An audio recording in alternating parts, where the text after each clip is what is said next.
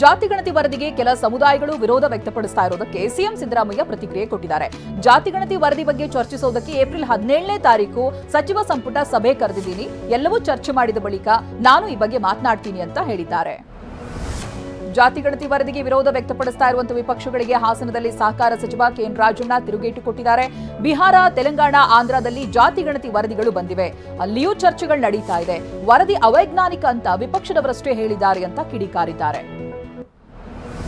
ಜಾತಿ ಗಣತಿ ವರದಿಗೆ ಕಾಂಗ್ರೆಸ್ ಶಾಸಕರಿಂದಲೇ ವಿರೋಧ ವ್ಯಕ್ತವಾಗ್ತಾ ಇದೆ. ಯಾವುದೇ ಕಾರಣಕ್ಕೂ ಜಾತಿ ಗಣತಿ ವರದಿಯನ್ನ ಒಪ್ಪಲ್ಲ ಅಂತ ಶಾಸಕ ಶಿವಗಂಗಾ ಬಸವರಾಜ್ ಹೇಳಿದ್ದಾರೆ. ದಾವಣಗೆರೆಯಲ್ಲಿ ಮಾತನಾಡಿದ ಅವರು ಜಾತಿ ಗಣತಿ ಸಾಕಷ್ಟು ಗೊಂದಲದಿಂದ ಕೂಡಿದೆ ಅಂತ ಹೇಳಿದ್ದಾರೆ.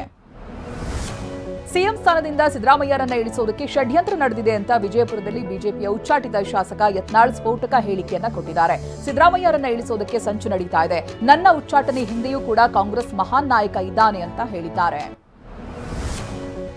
ಮಹಾನ್ ನಾಯಕ ಕಾಂಗ್ರೆಸ್ ಒಡೆದು ಬರ್ತೀವಿ ಅಂತ ಭರವಸೆ ಕೊಟ್ಟ ಬಳಿಕವೇ ನನ್ನನ್ನು ಉಚ್ಚಾಟನೆ ಮಾಡಲಾಗಿದೆ ಅಂತ ಯತ್ನಾಳ್ ಹೇಳಿದ್ದಾರೆ. ಆದರೆ ಆ ಮಹಾನ್ ನಾಯಕನ ಹಿಂದೆ 10 ಜನ ಶಾಸಕರು ಇಲ್ಲ. ಮುಖ್ಯಮಂತ್ರಿ ಸಿದ್ದರಾಮಯ್ಯರನ್ನ ಟಚ್ ಮಾಡೋದು ಸುಲಭ ಅಲ್ಲ ಅಂತ ಸಿಎಂ ಪರ ಬ್ಯಾಟ್ ಬೀಸಿದ್ದಾರೆ. ಸ್ಯಾಂಡಲ್ವುಡ್ ಹಾಸ್ಯ ನಟ ಬ್ಯಾಂಕ್ ಜನಾರ್ದನ್ ನಿಧನರಾಗಿದ್ದಾರೆ. ಉಸಿರಾಟದ ತೊಂದರೆಯಿಂದ ಬಳಲುತ್ತಿದ್ದ ಜನಾರ್ದನ್ ಮುಂಜಾನೆ 2:30ರ ಸುಮಾರಿಗೆ ಮೃತಪಟ್ಟಿದ್ದಾರೆ. 3:30ರವರೆಗೆ ಸಾರ್ವಜನಿಕರಿಗೆ ದರ್ಶನಕ್ಕೆ ವ್ಯವಸ್ಥೆಯನ್ನ ಮಾಡಲಾಗಿದ್ದು ಸಂಜೆ 4 ಗಂಟೆ ನಂತರ ಪೀಣ್ಯದ ರುದ್ರಭೂಮಿಯಲ್ಲಿ ಅಂತ್ಯಕ್ರಿಯೆ ನಡೆಯಲಿದೆ. ಹಿರಿಯ ಹಾಸ್ಯ ನಟ ಬ್ಯಾಂಕ್ ಜನಾರ್ದನ್ ನಿಧನಕ್ಕೆ ಸ್ಯಾಂಡಲ್ವುಡ್ ಕಂಪನಿ ಮಿಡಿದಿದೆ. ನಟ ಉಪೇಂದ್ರ, ವಿನೋದ್ ರಾಜ್, ನಟಿ ಸುಧಾರಾಣಿ ಸೇರಿದಂತೆ ಹಲವರು ಸಂತಾಪವನ್ನು ಸೂಚಿಸಿದ್ದಾರೆ. ಕೇಂದ್ರ ಸಚಿವ ಎಚ್ ಡಿ ಕುಮಾರಸ್ವಾಮಿ ಕೂಡ ಕಂಪನಿ ಮಿಡಿದಿದ್ದಾರೆ. ಮೈಸೂರಿನಲ್ಲಿ ರಸ್ತೆ ಅಗಲೀಕರಣಕ್ಕೆ ಮರಗಳ ಮಾರಣ ಹೋಮ ಆರೋಪ ಕೇಳಿಬಂದಿದೆ. ಎಸ್ಪಿ ಕಚೇರಿಯಿಂದ ಹೈದರಾಲಿ ರಸ್ತೆಯ ಕಾಳಿಕಾಂಬ ದೇಗುಲದವರೆಗೂ ಕೂಡ ರಸ್ತೆ ನಿರ್ಮಾಣಕ್ಕೆ ಮುಂದಾಗಿದ್ದು ರಾತ್ರೋರಾತ್ರಿ ಮರಗಳನ್ನು ಕತ್ತರಿಸಲಾಗಿದೆ. ಪಾಲಿಕೆ ಮತ್ತು ಅರಣ್ಯ ಇಲಾಖೆ ಕ್ರಮಕ್ಕೆ ಸಾರ್ವಜನಿಕರು ಆಕ್ರೋಶ ವ್ಯಕ್ತಪಡಿಸಿದ್ದಾರೆ. ಡೀಸೆಲ್ ದರ ಇಳಿಕೆಗೆ ಆಗ್ರಹಿಸಿ ಲಾರಿ ಮಾಲೀಕರು ಮುಷ್ಕರಕ್ಕೆ ಕರೆ ನೀಡಿದ್ದಾರೆ. ರಾಜ್ಯದಲ್ಲಿ ಇಂದು ಮಧ್ಯರಾತ್ರಿಯಿಂದಲೇ ಲಾರಿ ಮುಷ್ಕರ ಆರಂಭವಾಗುವ ಸಾಧ್ಯತೆ ಇದೆ. ನಾಳೆ ಗೂಡ್ಸ್ ವಾಹನಗಳ ಸಂಚಾರ ಸಂಪೂರ್ಣ ಸ್ತಬ್ಧವಾಗಲಿದೆ.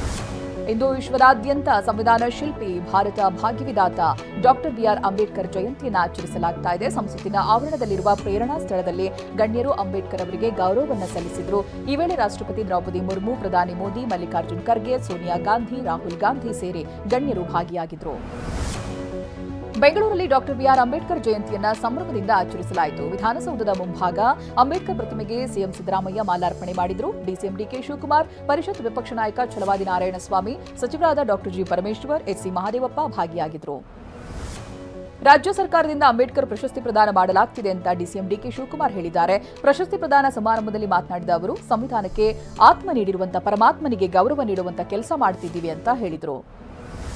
ಬೆಂಗಳೂರಿನ ಮಲ್ಲೇಶ್ವರಂನಲ್ಲಿರುವಂತಹ ರಾಜ್ಯ ಬಿಜೆಪಿ ಕಚೇರಿಯಲ್ಲಿ ಡಾಕ್ಟರ್ ಬಿಆರ್ ಅಂಬೇಡ್ಕರ್ ಜಯಂತಿಯನ್ನು ಆಚರಣೆ ಮಾಡಲಾಯಿತು. ವಿಪಕ್ಷ ನಾಯಕರಾದ ಆರ್ ಅಶೋಕ್ ಹಾಗೆ ಛಲವಾದಿ ನಾರಾಯಣಸ್ವಾಮಿ ಭಾಗಿಯಾಗಿದ್ದರು. ದಾವಣಗೆರೆಯಲ್ಲಿ ಸಂವಿಧಾನ ಶಿಲ್ಪಿ ಡಾಕ್ಟರ್ ಬಿಆರ್ ಅಂಬೇಡ್ಕರ್ ಜಯಂತಿಯನ್ನು ಸಂಭ್ರಮದಿಂದ ಆಚರಿಸಲಾಗಿದೆ. ನಗರದ ಅಂಬೇಡ್ಕರ್ ವೃತ್ತದಲ್ಲಿ 100 ಜನ ಸೇರಿ ಅಂಬೇಡ್ಕರ್ ಪ್ರತಿಮೆಗೆ ಸುತ್ತಲೂ ನಿಂತು ಸಂವಿಧಾನದ ಪೀಠಿಕೆ ಪಠಿಸಿದರು. ಬೀದರ್ನಲ್ಲೂ ಅದ್ದೂರಿಯಾಗಿ ಸಂವಿಧಾನ ಶಿಲ್ಪಿ ಅಂಬೇಡ್ಕರ್ ಜಯಂತಿ ಆಚರಣೆ ಮಾಡಲಾಗಿದೆ. ನಗರದ ಅಂಬೇಡ್ಕರ್ ವೃತ್ತದ ಬಳಿ ಬೃಹತ್ ಕೇಕ್ ಅನ್ನು ಕತ್ತರಿಸಲಾಯಿತು. ಅಂಬೇಡ್ಕರ್ ವೃತ್ತದಿಂದ ಜಿಲ್ಲಾಧಿಕಾರಿ ಕಚೇರಿಯವರೆಗೆ ಬೃಹತ್ ರ್ಯಾಲಿಯನ್ನು ಮಾಡಲಾಯಿತು. ಈ ವೇಳೆ ಜೈ ಭೀಮ್ ಘೋಷಣೆಗಳು ಮೊಳಗಿದ್ವು. ಕೋಲಾರ ಜಿಲ್ಲೆಯ ಮಾಲೂರು ಪಟ್ಟಣದಲ್ಲಿ ಅಂಬೇಡ್ಕರ್ ಜಯಂತಿಯನ್ನು ಆಚರಣೆ ಮಾಡಲಾಗಿದೆ. ಅಂಬೇಡ್ಕರ್ ಭಾವಚಿತ್ರಗಳ ಪಲ್ಲಕ್ಕಿ ಮೆರವಣಿಗೆ ಮಾಡಲಾಗಿದೆ. ಈ ವೇಳೆ ತಮಟೆ ಸದ್ದಿಗೆ ಮಾಲೂರು ಕಾಂಗ್ರೆಸ್ ಶಾಸಕ ಕೆವೈ ನಂಜೇಗೌಡ ಭರ್ಜರಿ ಡ್ಯಾನ್ಸ್ ಮಾಡಿದ್ರು. ತಹಶೀಲ್ದಾರ್ ರೂಪ ಕೂಡ ಸಖತ್ತಾಗಿ ಸ್ಟೆಪ್ಸ್ ಹಾಕಿದ್ರು. ಐಪಿಎಲ್ ಟೂರ್ನಿಯಲ್ಲಿಂದು Lucknow super giants, Chennai super kings ನಡುವೆ ಪಂದ್ಯ ನಡೆಯೋದಿದೆ. ಆಡಿದ 6 ಪಂದ್ಯಗಳ ಪೈಕಿ 5 ಪಂದ್ಯಗಳಲ್ಲಿ ಸೋಲು ಕಂಡಿರುವಂತಹ ಚೆನ್ನೈಗೆ ಮತ್ತೊಂದು ಸೋಲಿನ ಭೀತಿ ಎದುರಾಗಿದೆ. ಇತ್ತ ಲಕ್ನೋ ಅಂಕಪಟ್ಟಿಯಲ್ಲಿ ಮೊದಲ ಸ್ಥಾನಕ್ಕೆ ಇರುವಂತಹ ವಿಶ್ವಾಸದಲ್ಲಿದೆ.